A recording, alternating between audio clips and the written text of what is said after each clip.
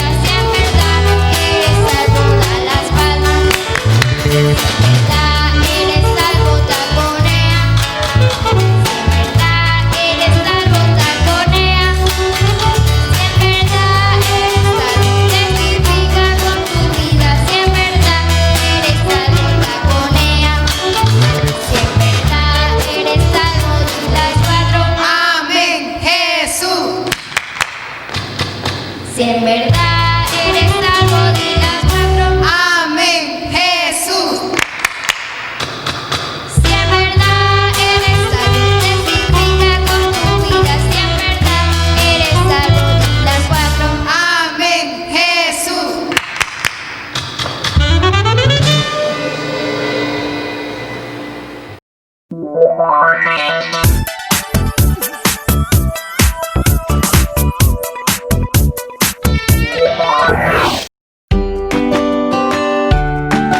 El Señor Jesucristo nos mostró que para entrar al reino de los cielos deberíamos tener el corazón como el de un niño, la inocencia de un niño, la humildad de un niño, la mansedumbre de un niño y las ganas que tiene un niño.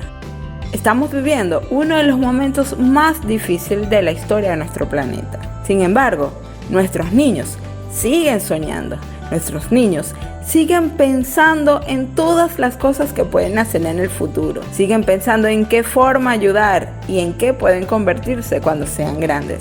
Qué hermosa es la infancia. Niños esperanzados, niños que sueñan, niños que quieren ser libres. Oremos por nuestros niños para que Dios les llene de esperanza, les llene de amor y para que ellos se conecten con nuestro Jesús, el Salvador del mundo.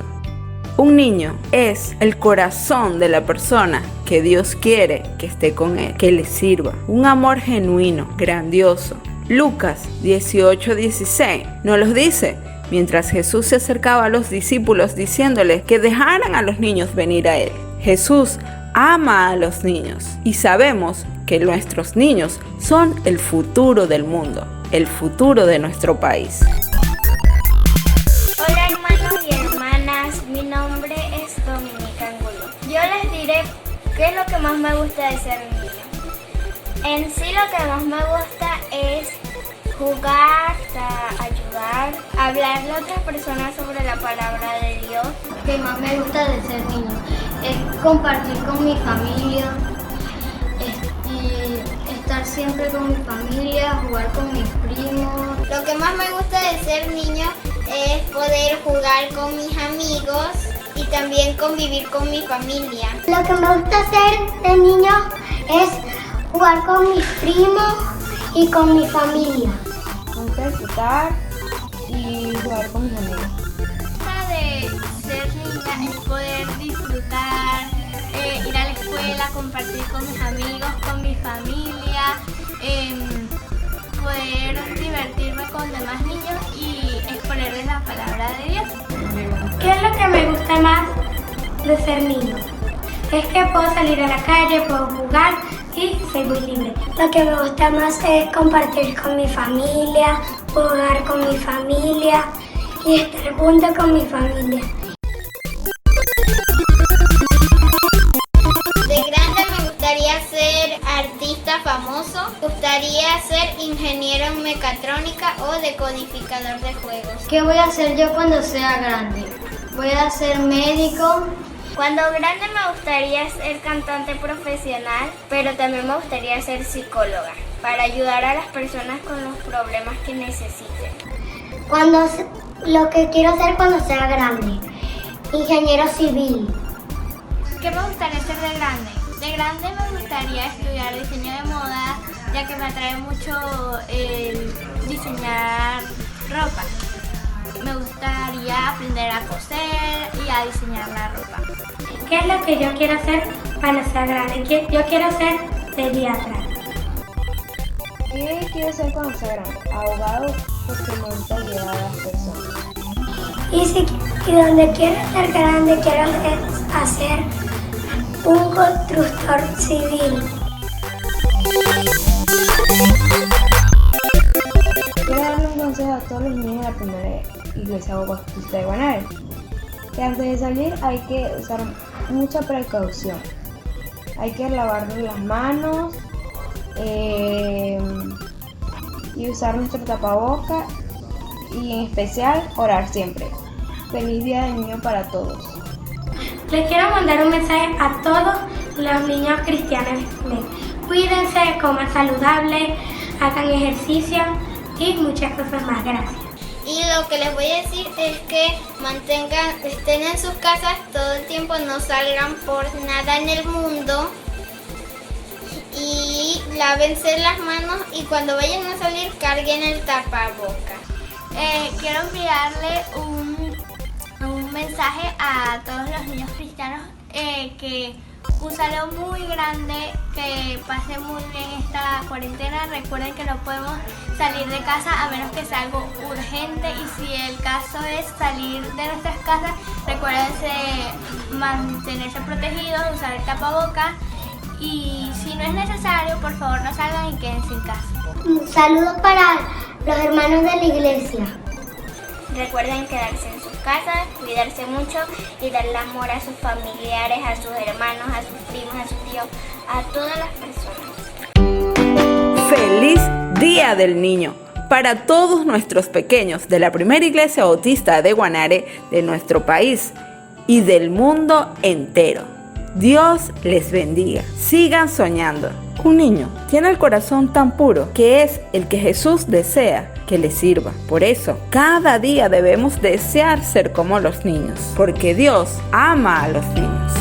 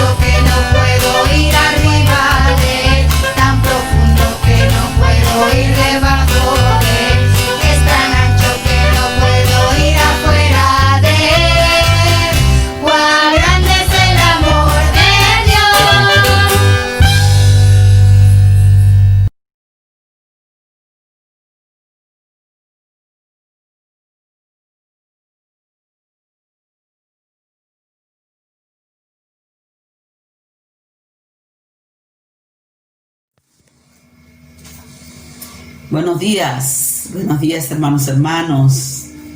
Alabo al Señor por esta oportunidad que nos da, de que a pesar de que nos separan miles de kilómetros, podemos estar juntos en esta mañana para adorar al Señor, para escuchar su voz, para animarnos unos a otros. Y vamos a orar, vamos a pedirle al Señor que nos direccione, que nos guíe en este tiempo y que nos hable a través de su palabra. Y vamos a pedirle a Dios que sea a través de su Espíritu Santo revelando su corazón para nosotros en este día. Padre, en el nombre de Jesús, nos presentamos delante de ti en esta mañana, primeramente para adorarte, para bendecirte, para glorificarte, para exaltar tu nombre, Señor, para reconocer que tú eres Dios, que tú eres todopoderoso, Señor. Señor, queremos orar para que tu misericordia nos alcance en esta mañana. Y cuando intentamos, Señor, escudriñar tu palabra, porque queremos escuchar tu voz, queremos suplicarte que a través de tu Espíritu Santo tú nos reveles tu corazón, que a través de tu Espíritu Santo tú nos hables, Señor. Señor, que a través de tu Espíritu Santo nos guíes, Señor, y que podamos ser fortalecidos, Señor, a través de tu palabra, Señor.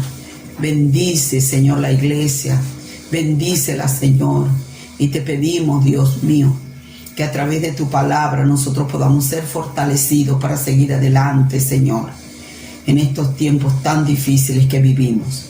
Alabamos y glorificamos tu santo nombre. Oramos en el nombre de Jesús. Amén y amén.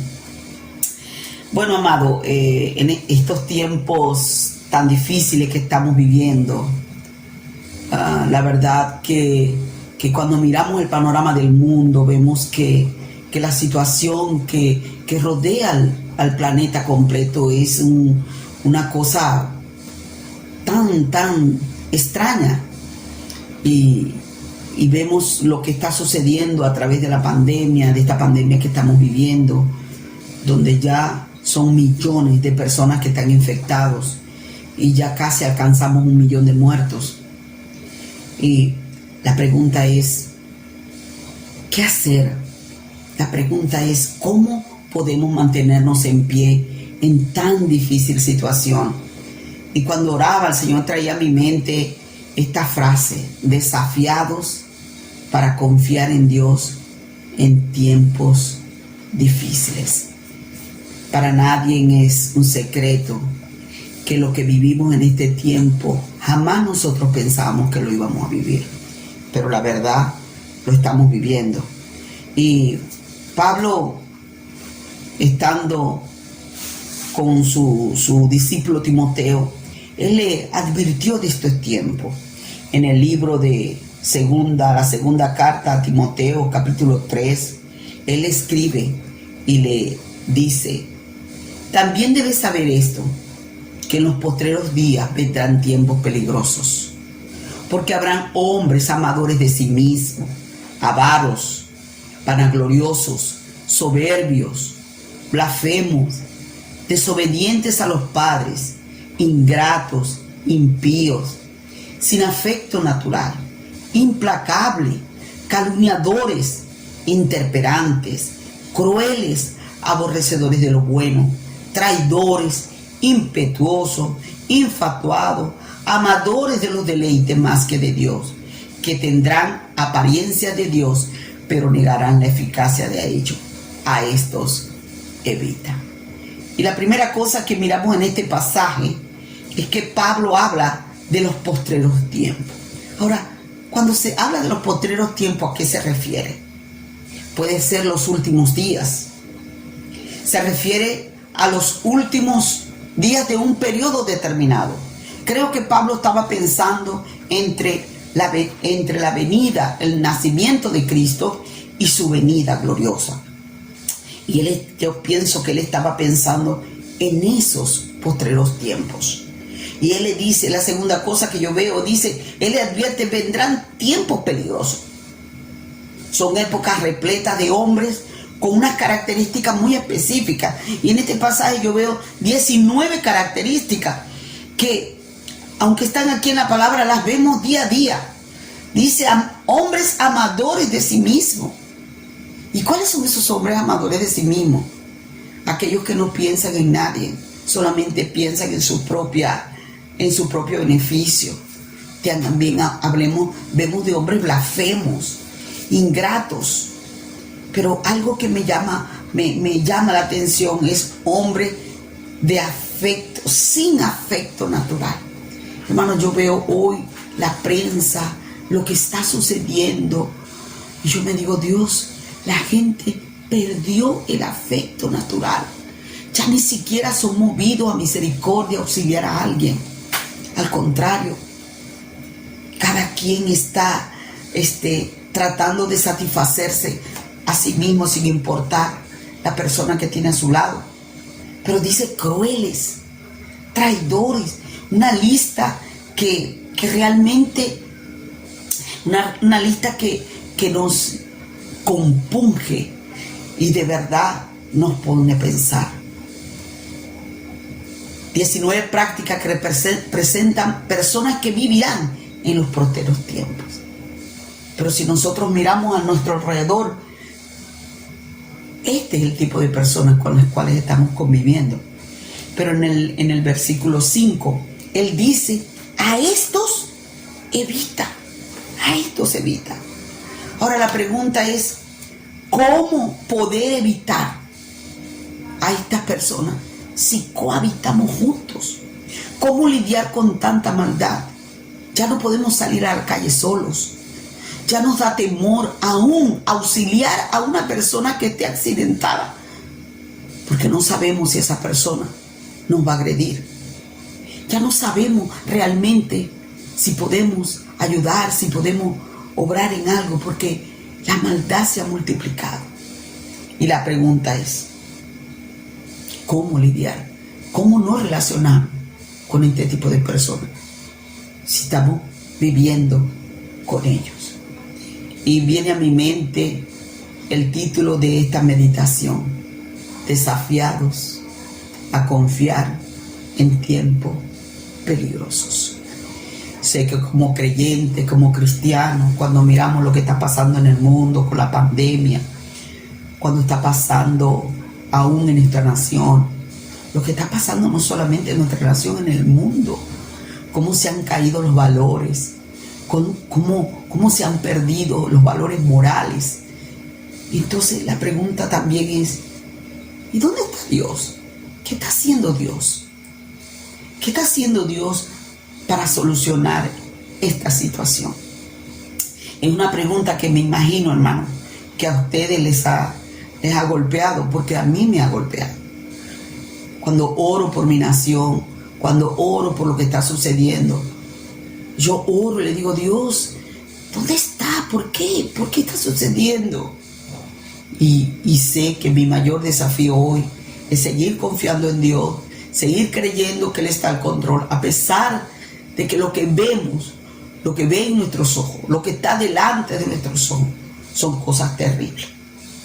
Pero para tratar de encontrar respuesta a todas estas preguntas, y seguro que a otras más, vamos a buscar en el libro del profeta Habacuc. Este hombre fue un hombre de Dios que se encontró también viviendo en tiempos sumamente peligrosos. Encontró respuesta y fue fortalecida en la fe. Vamos a buscar el libro de Habacuc y vamos de una forma muy rápida, vamos a pasearnos sobre la historia de Habacuc. La primera cosa que encontramos, y hablamos un poquito del contexto donde se encontraba Habacuc. Habacuc vivía un tiempo sumamente terrible, tiempo donde todo estaba mal, una época de gran corrupción nacional. La nación estaba en violencia, en odio, en un gran estallido. Y viene la pregunta, ¿por qué? ¿Por qué? ¿Por qué? Hoy yo me pregunto, Dios, ¿por qué esta pandemia? Somos aproximadamente, en el globo terráqueo, hay aproximadamente unas 200 naciones y unas 195, 196 naciones están siendo golpeadas con el COVID-19, perdón. Y la pregunta es, ¿por qué? ¿Por qué? El profeta, con una gran carga emocional, nos presenta un diálogo con Dios. Él le pregunta y Dios le responde. Vamos a ir a Habacuc capítulo 1, versículo 1 al 5. Dice, y el profeta vio, y la profecía que vio el profeta Habacuc, y le pregunta, ¿hasta cuándo, oh Jehová, clamaré y no oirás?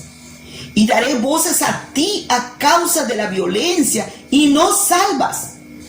¿Por qué me haces ver iniquidad y haces que vea molestia, destrucción y violencia delante de mí, y pleito y contienda se levante?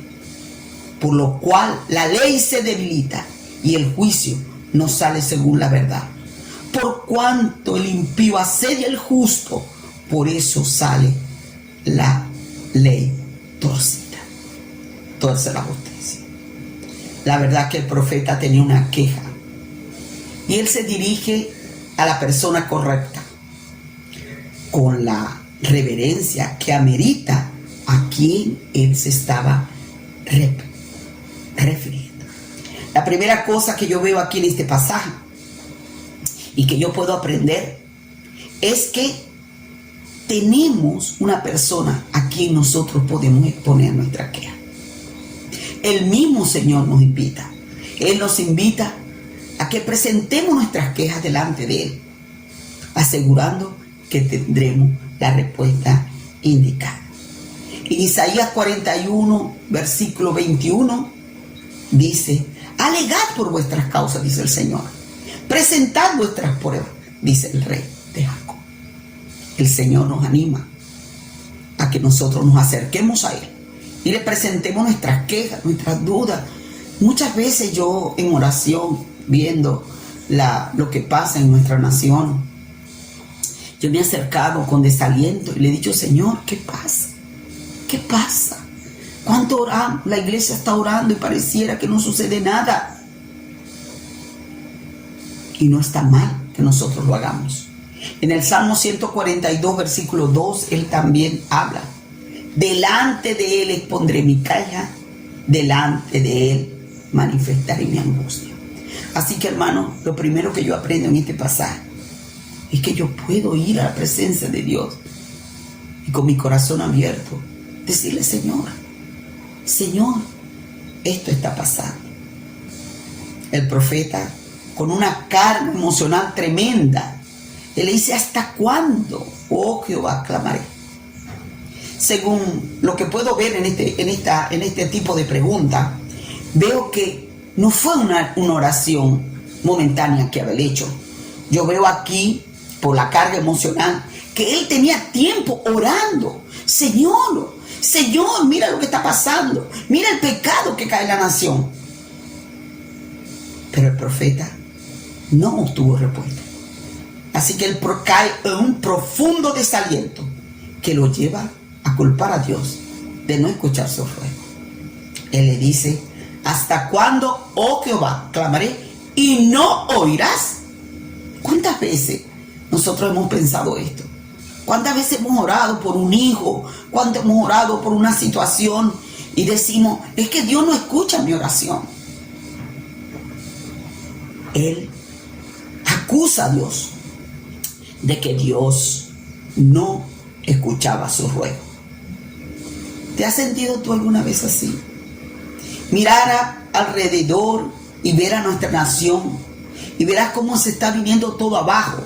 Los antiguos fundamentos están desmoronados. La gente se aparta de la fe y se cuestiona conceptos que jamás habían sido cuestionados.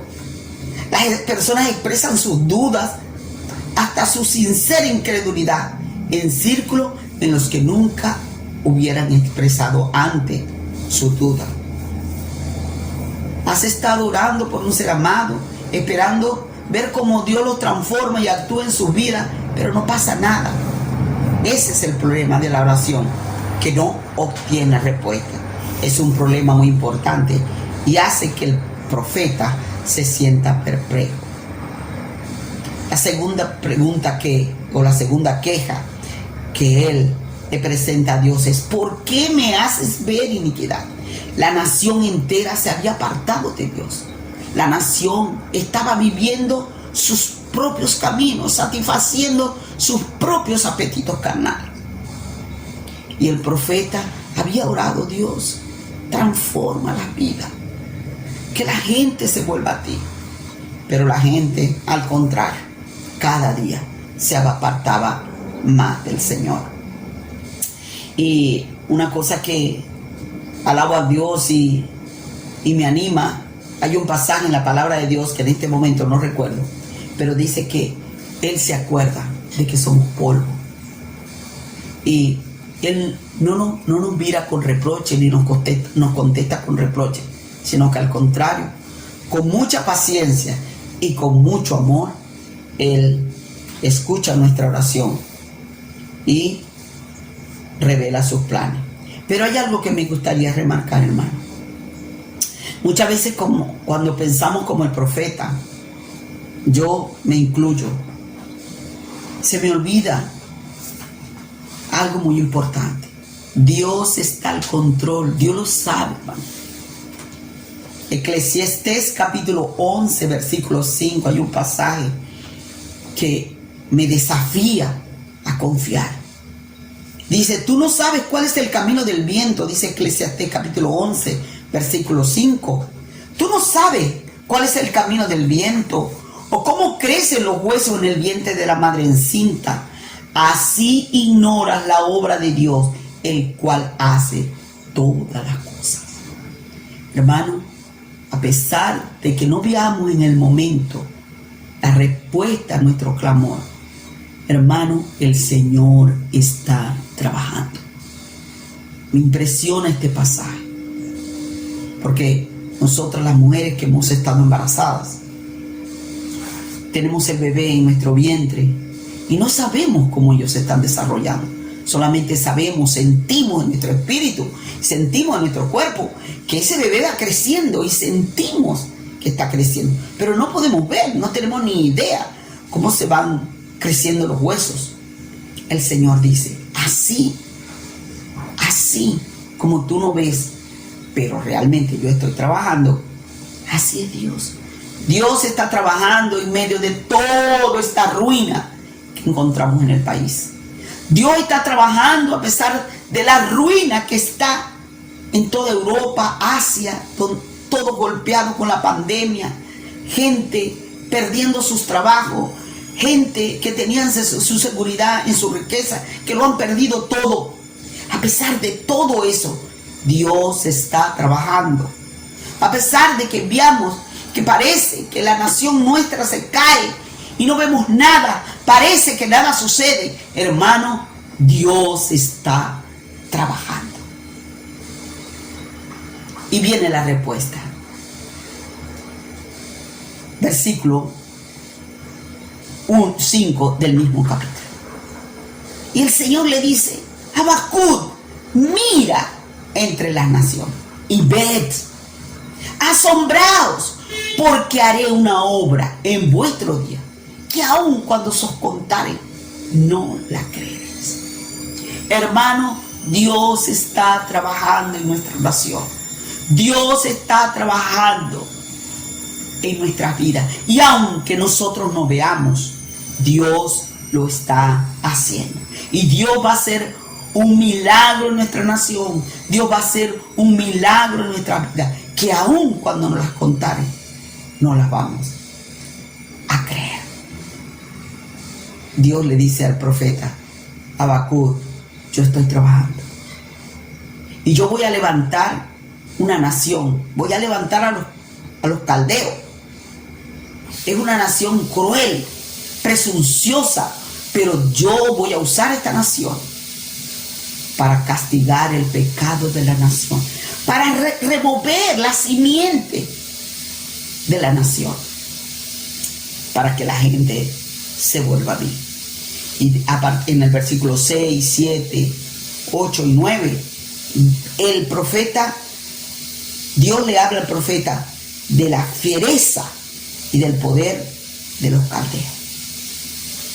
El Señor le muestra cómo Él va a castigar. Y Dios no necesita el permiso del profeta para hacer lo que va a hacer. Él le determina sus planes. Pero en el versículo 12 encontramos una segunda queja. Y ahora, no solamente la primera queja, Habacuc acusa a Dios diciéndole, mira, es que tú no escuchas nuestra clamor. Tú no estás al tanto de mi sufrimiento. Esa es su acusación. Ahora en la segunda queja, el profeta es más osado y le dice y ataca los atributos de Dios. Dice, ¿no eres tú desde el principio, Jehová, Dios mío, santo mío? A él no le gustó la forma como Dios iba a resolver el problema.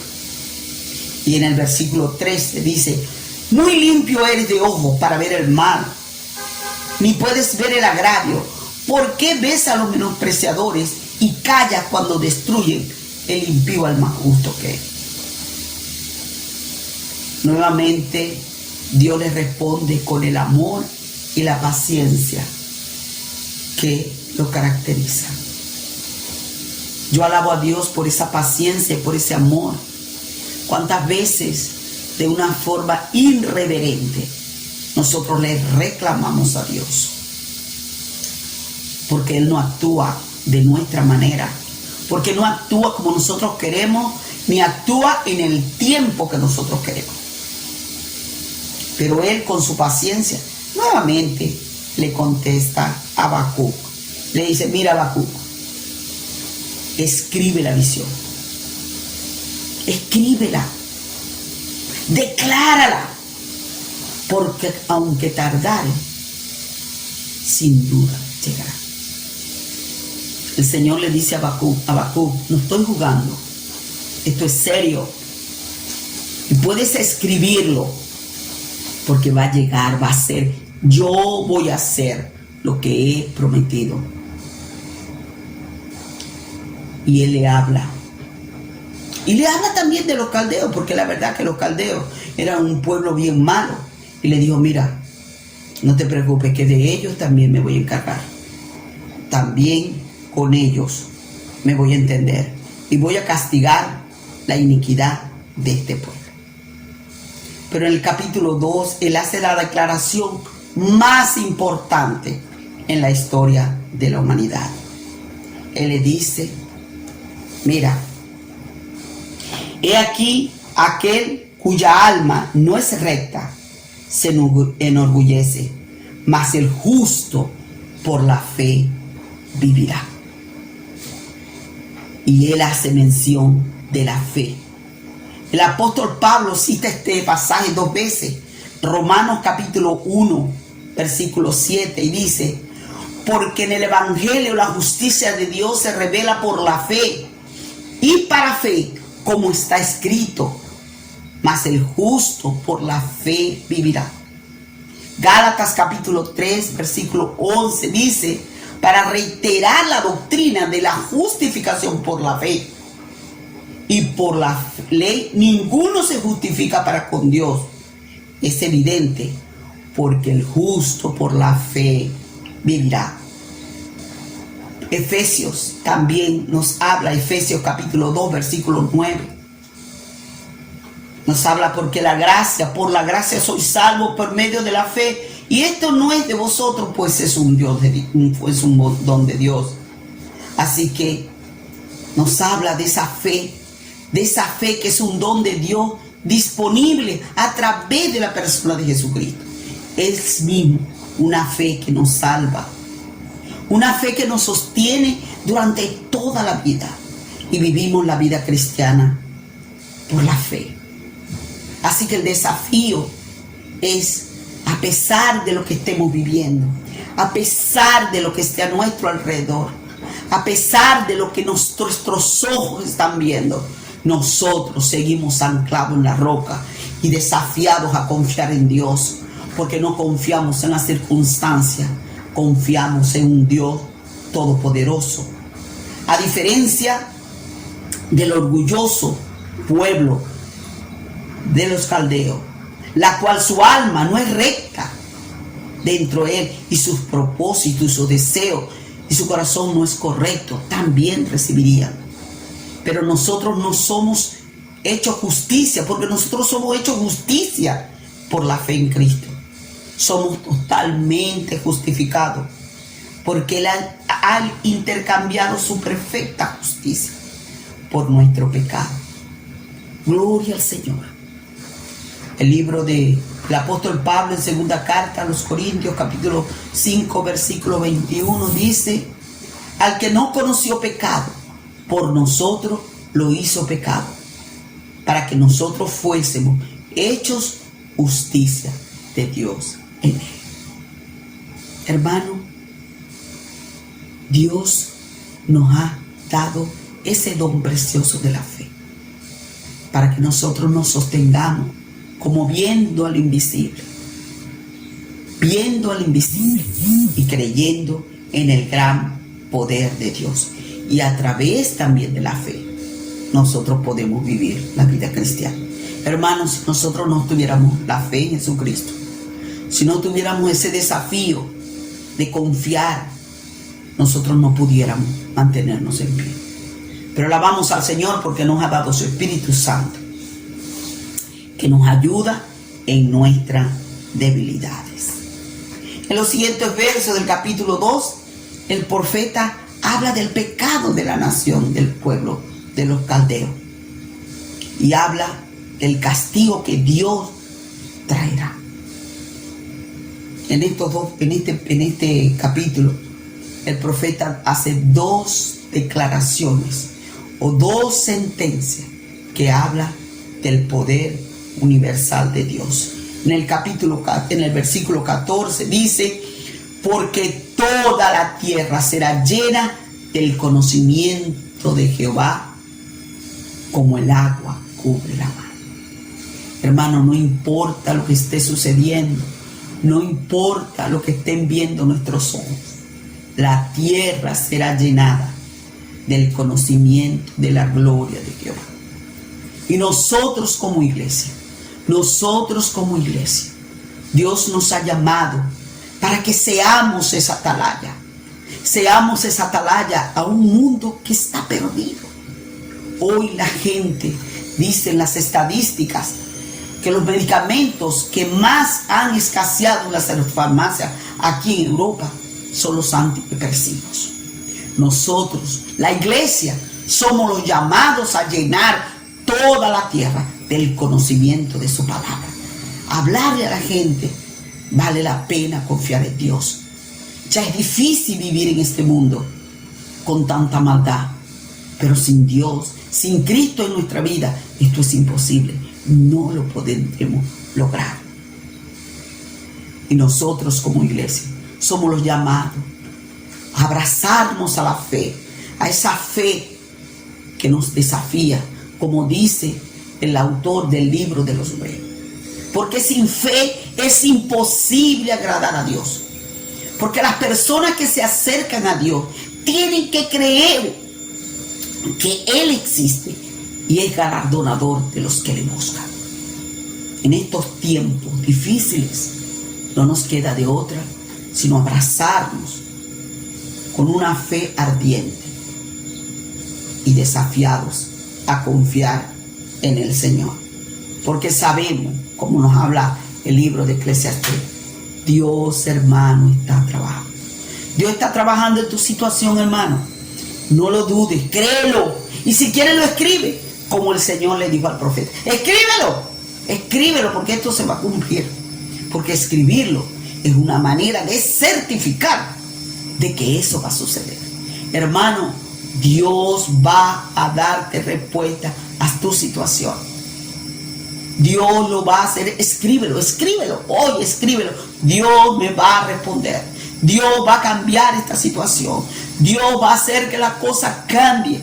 Dios lo va a hacer porque Dios está trabajando. Dios no está durmiendo. Dios está trabajando. Solo que Dios no trabaja como nosotros pensamos o nosotros queremos. Tampoco Dios tiene el reloj que nosotros tenemos. Dios en su soberanía tiene su manera de trabajar, y ahí es donde nosotros estamos desafiados a creer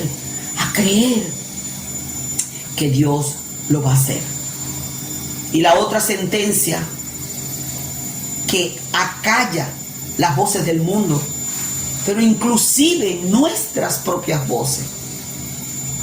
Dice en el versículo 20: mas Jehová está en su santo monte, en su santo templo, calle delante de él toda la tierra. Así que, hermanos, nada escapa del control de Dios. En el Salmo 34, el salmista dice: confiad en Jehová. Confiad. Oh alma mía, calla delante de la presencia del Señor. Y ese es el consejo que el profeta le dice. En el capítulo 3, el profeta hace su magistral oración. La verdad que muchos no conocen los profetas menores, pero la declaración que este profeta dio al final de su oración es un texto que la mayoría de nosotros conoce. En el versículo 2 del capítulo 3, el profeta escribe: oh Dios, he oído tu palabra y temí. Oh Jehová. El profeta entendió que por la misericordia de Dios no había caído fuego y habías sido consumido por su osadía de hacer estos planteamientos a Dios. Y él dijo: ahora entiendo. Y el temor se apoderó de él. Muchas veces no entendemos lo que Dios está haciendo, hermano, pero Dios lo está haciendo. A veces no entendemos por qué Dios está actuando de esta manera, por qué sucede esto. Pero cuando lo entendamos, el temor caerá sobre nosotros.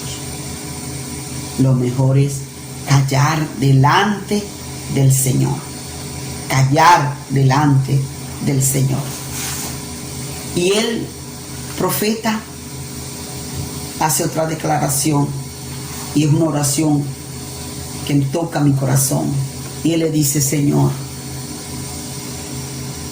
entonces yo no entiendo lo que tú quieres hacer. Yo no entiendo cómo tú lo vas a hacer.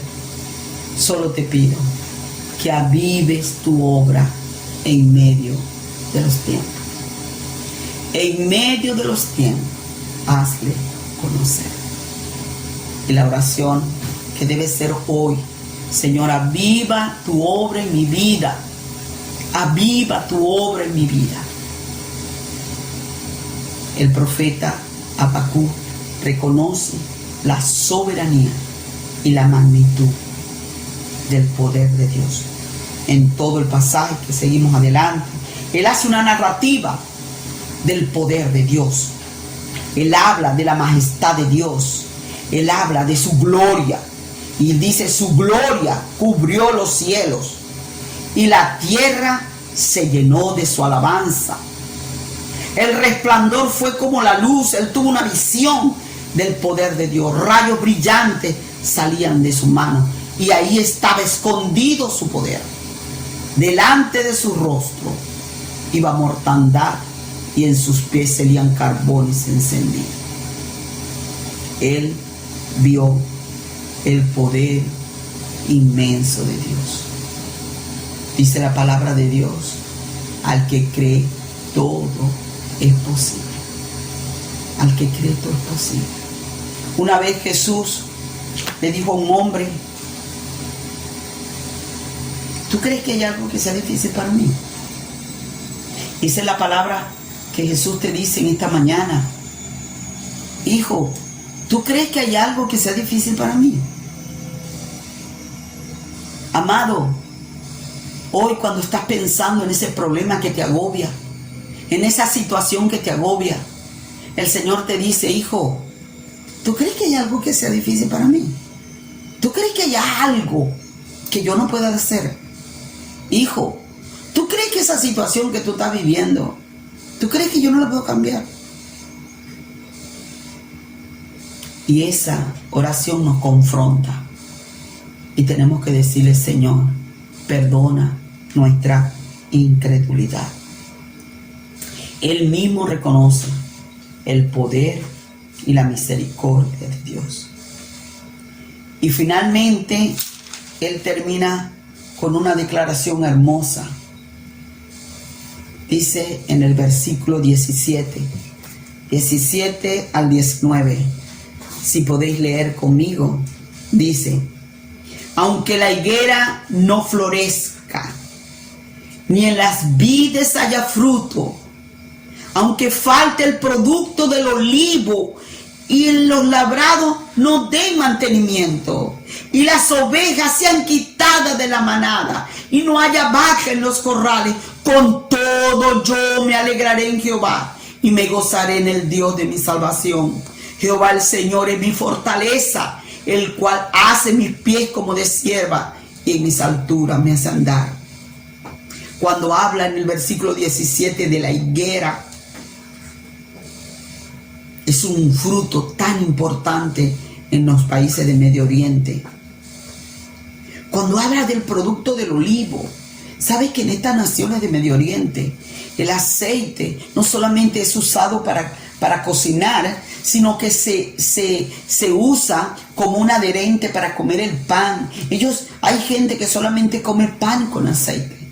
Es decir, puede faltar cualquier cosa, pero jamás puede faltar el aceite, porque no solamente era para comer, sino el aceite era vital para alumbrar la casa, para traer la luz. Y él dice, mira, aunque falte el producto del olivo, aunque falte el aceite, aunque no haya labrada en las majadas, si no hay vacas, si no hay los corderos, las cabras, no hay leche. Si no hay eso, quiere decir si no hay alimento, si no hay ropa para vestir, porque no solamente las pieles de los animales eran usados aún para hacer ropa, para hacer chaqueta, para abrigarse del frío. Entonces está diciendo, mira, aunque pasemos frío, aunque pasemos hambre, aunque no haya nada, yo me alegraré en Jehová, porque Él es el Dios de mi salvación. Qué tremenda declaración. Dice, yo me alegraré en Jehová y me gozaré en el Dios de mi salvación. Y yo creo, hermanos, que el profeta tenía la firme convicción de que no iba a faltar el aceite, porque Dios no iba a dejar que tuvieran sin aceite. El profeta decía, aunque falte, pero él sabía en su profundidad que Dios no lo iba a dejar, porque Dios es un Padre bueno. Hermano, Dios es un Padre bueno. Si nosotros, siendo malos, dice la palabra de Dios, si tú eres malo, eres pecador, y sin embargo te preocupas ampliamente por tus hijos, te preocupa que tus hijos tengan salud, te preocupa que tus hijos tengan ropa, que tengan comida, ¿cuánto más Dios no se va a preocupar por nosotros que somos sus hijos? ¿Cuánto más Dios no se va a preocupar para que nada nos falte? Pero Él, profeta, quita la mirada de las cosas del mundo, quita la mirada de las cosas materiales, y Él termina poniendo su mirada en el Señor y le dice, yo me alegraré en ti, porque tú eres todo lo que yo necesito. Este mundo pasa, hermano, más temprano, más tarde salimos de él, pero sabemos que tenemos una ciudad celestial de la corrupción. Nos llega una ciudad celestial y hay un lugar preparado para nosotros. Y yo me alegraré, dice, no me voy a alegrar en que me des una casa nueva, no me voy a alegrar que se cambie el gobierno, no me voy a alegrar que tenga trabajo, yo me alegro en ti, porque tú eres la esencia de la vida. En ti yo me alegro. Mi gozo no está en tener, ni lograr, ni hacer cosas en este mundo. Mi gozo eres tú. Leí en un calendario una frase que marcó mi vida hace muchos años. Si lo único que tienes es Cristo, Cristo es todo lo que tú necesitas. Hermano, el que tiene al Dios eterno, lo tiene todo. Y Él dice, yo me alegraré en el Señor y me gozaré en la salvación que viene del Señor. El Señor es mi fuerza. El Señor es mi fuerza. Y cada día nos levantamos y decimos, Señor, tú eres mi fuerza. Tú eres mi fuerza y yo me gozaré en tu salvación. En el versículo 19 Él dice, el cual hace mis pies como de sierva y mis alturas me hace andar. Hermano, tenemos que caminar en el mundo espiritual. Tenemos que quitar nuestros pies del mundo espiritual, del mundo físico, y caminar en el mundo espiritual y ver la gloria del Señor. Y vemos la gloria del Señor en nuestras vidas. Vemos la gloria del Señor en nuestra nación. En conclusión, puedo aprender de toda esta lección es que es lícito ponernos delante del Señor con todas nuestras quejas. Es lícito. Podemos presentarnos al Señor, pero con el respeto y el temor que Él se merece. Y ser desafiados a confiar en Dios como lo hizo el profeta, que a pesar de que todo era oscuro y sin salida, sin embargo, Él hizo esta declaración tan importante que todavía resuena en nuestros días. A pesar de que no vea nada, a pesar de que no conteste mi oración, a pesar de que la respuesta a mi oración sea negativa, a pesar de que guarde silencio, a pesar de que muera de hambre y de frío, con todo, yo me alegraré en el Señor.